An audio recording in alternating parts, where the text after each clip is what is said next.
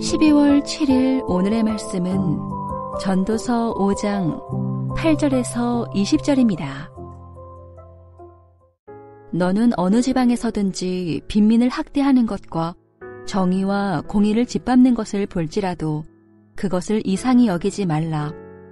높은 자는 더 높은 자가 감찰하고 또 그들보다 더 높은 자들도 있음이니라. 땅의 소산물은 모든 사람을 위하여 있나니 왕도 밭의 소산을 받느니라. 은을 사랑하는 자는 은으로 만족하지 못하고 풍요를 사랑하는 자는 소득으로 만족하지 아니하나니 이것도 헛되도다. 재산이 많아지면 먹는 자들도 많아지나니 그 소유주들은 눈으로 보는 것 외에 무엇이 유익하랴. 노동자는 먹는 것이 많든지 적든지 잠을 달게 자거니와 부자는 그 부유함 때문에 자지 못하느니라. 내가 해 아래에서 큰 패단되는 일이 있는 것을 보았나니 곧 소유주가 재물을 자기에게 해가 되도록 소유하는 것이라. 그 재물이 재난을 당할 때 없어지나니 비록 아들은 낳았으나 그 손에 아무것도 없느니라.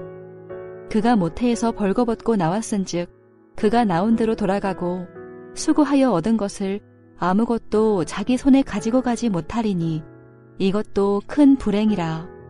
어떻게 왔든지 그대로 가리니 바람을 잡는 수고가 그에게 무엇이 유익하랴. 일평생을 어두운 데에서 먹으며 많은 근심과 질병과 분노가 그에게 있느니라. 사람이 하나님께서 그에게 주신 바 그 일평생에 먹고 마시며 해 아래에서 하는 모든 수고 중에서 낙을 보는 것이 선하고 아름다움을 내가 보았나니 그것이 그의 몫이로다. 또한 어떤 사람에게든지 하나님이 재물과 부요를 그에게 주사 능히 누리게 하시며 제 몫을 받아 수고함으로 즐거워하게 하신 것은 하나님의 선물이라. 그는 자기의 생명의 날을 깊이 생각하지 아니하리니 이는 하나님이 그의 마음에 기뻐하는 것으로 응답하심이니라. 전도서 5장 8절에서 20절 말씀을 함께 묵상하겠습니다. 어제 본문 묵상에 착오가 있었습니다. 매일 성경은 5장을 1절로 7절을 묶어서 화요일에 묵상하게 했고요. 8절에서 20절을 묶어서 오늘 묵상하도록 했습니다. 그런데 매일 성경에서 제공하는 목회자들이 참조하도록 만들어 놓은 묵상과 설교에서는 어제 1절에서 8절 그리고 오늘 9절에서 10절을 묶어 놓았습니다. 그래서 어제 말씀드린 것처럼 8절에서 9절이 한 단락인데 왜 이렇게 나누었지라는 생각을 하게 된 것이죠. 매일 성경에는 잘 나누어 놓았습니다. 1절에서 7절. 그리 중요한 것은 아니지만 본의 아니게 혼돈을 드려서 죄송합니다. 어제 말씀드린 대로 8절과 9절을 한 단락으로 보고 묵상 나눔을 하겠습니다. 8절은 어느 지방이든지 빈민을 학대하며 공평과 정의를 짓밟는 것을 볼 것이며 그것을 이상히 여기지 말라고 하였지요. 9절은 땅의 소산물은 모든 사람을 위하여 있나니 왕도 밭의 소산을 받는다고 하였습니다. 9절은 아주 중요한 의미가 담겨 있습니다.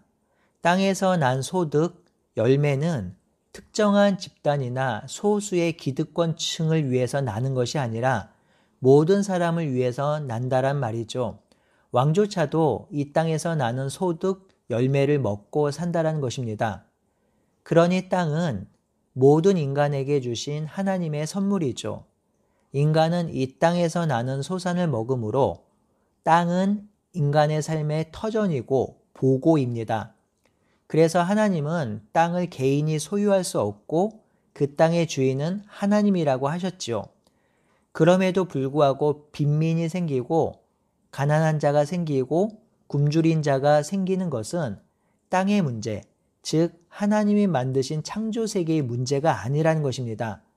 그러한 문제가 생기는 것은 더 가지고 더 먹고자 하는 부패한 왕족과 압제하고 학대하는 권력자들, 탐욕스러운 제국 때문이라는 것이죠. 이들은 하나님께서 만드신 창조 질서를 파괴하고 모든 사람들이 먹고 살 수 있도록 선물로 주신 땅의 기능이 발현되는 것을 막고 있습니다. 8절과 9절은 그 이야기를 하고 있는 것이지만 대안이나 답을 제시하고 있지는 않습니다. 제가 생각하기에 이 문제의 답은 10절에서 20절에 하고 있는 것 같습니다. 그런 관점에서 10절과 20절을 살펴보면 정말 좋은 대안이 나올 것 같습니다.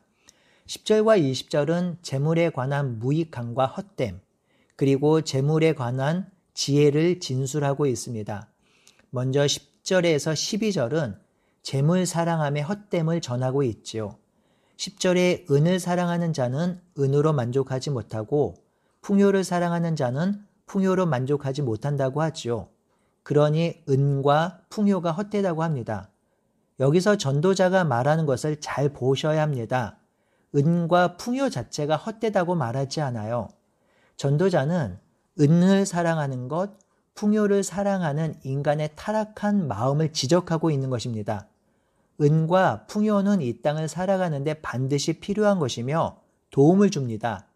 하지만 그것에 매여서 그것만 추구하고 그것에만 소망을 두고 그것에 몰입하며 그것을 사랑하며 살 때 정작 인간은 만족을 누리지 못한다라는 것이지요. 11절과 12절은 은과 풍요를 사랑해서 얻는 소유물이 왜 만족과 기쁨을 주지 못하는지를 두 가지 이유로 설명합니다. 첫 번째는 11절에 재산이 많아지면 먹는 자들도 많아지니 그 소유주들은 눈으로 보는 것 외에 무엇이 유익하겠는가 라고 합니다. 11절의 의미는 다소 모호한데요. 공동번역은 재산이 많으면 그만큼 먹여 살릴 사람이 많은 것, 그러니 많은 재산은 눈요기밖에 될 수 없다라고 번역했습니다. 저는 이 부분을 돈은 많이 벌어도 그 돈을 다 쓰지 못하고 자신의 종이나 자식이 쓰는 것을 보고 죽는 것으로 이해합니다. 전도서 첫 묵상 시간에 윤 목사께서 설명하셨듯이 전도서를 기록한 지혜자는 나이가 아주 많고 임종을 앞둔 부유한 자 아니면 왕이었을 것입니다. 그런 전도자가 자신의 임종이 가까이 왔을 때 벌어놓은 재산에 대해 자기 성찰을 한 것이죠. 벌어놓은 것을 다 쓰지 못하고 다른 사람이 쓰는 것을 보면서 죽는 것에 대한 해배를 경험한 것입니다. 12절은 노동자는 많이 먹든 적게 먹든 단잠을 자지만 부자는 그 부유함 때문에 자지 못한다고 하지요. 노동자는 육신을 사용하기에 무엇을 먹든지 단잠을 잡니다. 하지만 부자는 좋은 것, 맛있는 것을 많이 먹지만 오히려 그것 때문에 단잠을 자지 못한다는 것이죠. 이 또한 전도자가 경험한 일일 것입니다. 저는 이 부분을 보면서 이 세상에 다 좋은 것도 없고 다 나쁜 것도 없다는 생각을 합니다. 부자라고 다 만족하는 것도 아니고 가난하다고 다 불행한 것은 아닙니다. 사실 이러한 생각은 말씀 위에 있는 성도라면 다 갖게 되는 생각이죠. 그러니 여러분, 소유의 많고 적음에 너무 마음을 빼앗기지 마시고 어제 잠을 잘 주무셨다면 만족한 하루를 보내는 것이 어떨까요? 13절에서 17절은 많이 가진 부의 무익함을 네 가지로 설명하고 있습니다. 13절의 전도자는 해 아래 큰 패단이 되는 것을 보았다고 하죠. 첫 번째는 그 재물이 자신에게 해가 되는 일이 있다고 합니다. 재물이 해가 되는 경우는 어떤 경우인가요? 그 재물을 지키고 보존하려고 애쓰므로 잠도 잘 자지 못하고 많은 재물을 지키기 위한 번뇌, 이런 것이 아닐까 싶습니다. 두 번째는 14절에 환난을 당할 때 재물이 순식간에 사라진다는 것이죠. 참 공감되는 말입니다. 재물은요, 내가 쓴 것만 내 것이 됩니다. 쓰지 않은 것은 사실 내 것이 아니에요. 사고를 당하거나 병이 들거나 또는 사업에 실패할 때 쌓아놓은 재물이 그 환난 날에 연기처럼 사라지게 될 수도 있습니다. 그렇게 되면 아들을 낳았어도 아들에게 물려줄 것이 하나도 없는 신세가 될 수 있다는 것이죠. 세 번째는 15절 하반절에서 16절에 맨몸으로 왔으니 맨몸으로 돌아갈 것이라고 합니다. 이전에 가수 김국한 씨가 부른 타타타라는 노래가 있었지요. 그 노래 가사에 맨몸으로 왔지만 옷 한 벌은 건졌기 때문에 인생이 수지 맞은 장사라고 하죠. 그 노래 들을 때마다 옷 한 벌도 못 건지는데 하는 생각을 했던 적이 있습니다.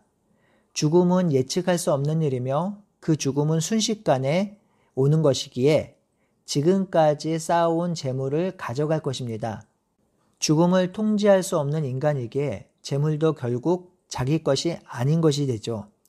네 번째는 17절에 은과 풍요에 매여서 산 자는 평생 어둠 속에서 근심과 질병과 분노 속에 산다는 것입니다.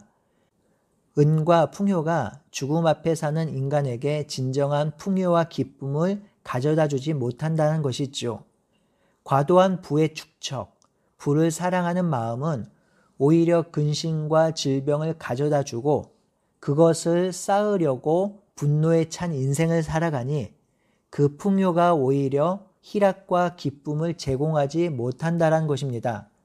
13절에서 17절은 과도하게 부에 집중하여 부자가 될 수는 있지만 갑자기 닥칠 죽음과 환난 앞에 그 부는 아무런 도움도 위로도 주지 못하고 그 죽음과 환난을 명쾌할 수도 없음을 알려주고 있습니다. 그러니 은과 재물, 부를 사랑하는 마음은 오히려 독이 되어서 인생을 파멸의 길로 몰고 갈 수 있음을 알려주고 있습니다. 18절에서 20절은 은과 재물을 사랑하는 마음 대신에 가져야 할 마음, 삶의 자세를 알려주고 있습니다. 18절에 하나님이 사람에게 주신 것, 일평생 먹고 마시며 해 아래서 하는 모든 수고 중에서 낙을 보는 것이 가장 선하고 아름다움을 보았나니 그것이 그의 목이라고 하지요. 18절에는 토부라는 단어가 2번 나오는데요. 이 토부는 하나님께서 세상을 창조하시고 좋았더라 라고 할 때 쓴 단어입니다. 그러니 하나님 보시기에 진정 좋은 것, 선한 것은 바로 인생을 하나님께서 허락하신 것이니 그 인생 가운데 애쓰고 수고하고 얻은 것으로 먹고 마시고 즐거워하는 것이라고 알려주고 있습니다. 19절에 하나님은 어떤 사람들에게든지 재물과 부요를 나누어 주셨으니 그것을 능히 누리며 그 목을 받아 수고함으로 즐겁게 하신 것이 하나님의 선물이라고 하지요. 19절에 하나님이 그 사람에게 합당한 목을 주셨다고 하는데요. 저는 이것을 땅 기업이라고 보고 있습니다. 하나님은 그 백성에게 경작할 수 있는 땅을 허락하여 주셔서 그 땅을 일구고 그 땅에서 나온 소산을 감사함으로 먹고 살라고 하셨지요. 이는 악한 정치인, 탐욕스러운 권력자들이 하나님이 주신 기업의 땅을 빼앗지 말아야 함을 담고도 있습니다. 그 땅을 빼앗으면 경작할 땅이 없으므로 노동하지도 못하고 노동도 착취당하는 꼴이죠. 하나님은 이런 나라를 만들지 말라고 하셨습니다.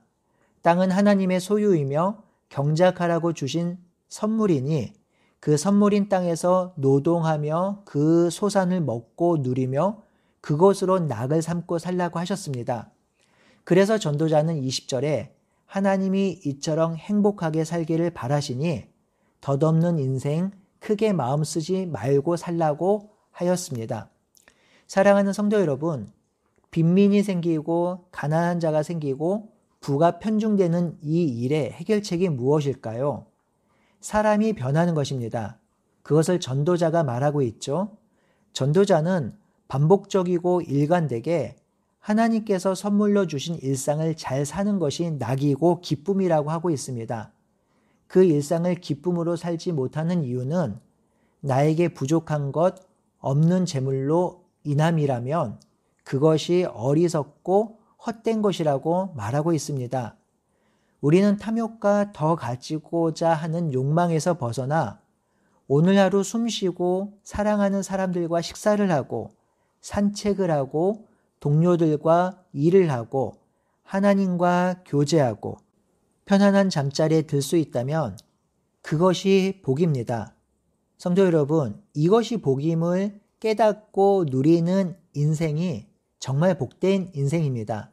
그 복된 인생, 그 복된 일상을 누리며 오늘 하루도 살아가는 저와 여러분들이 되시기를 바라고 소원합니다.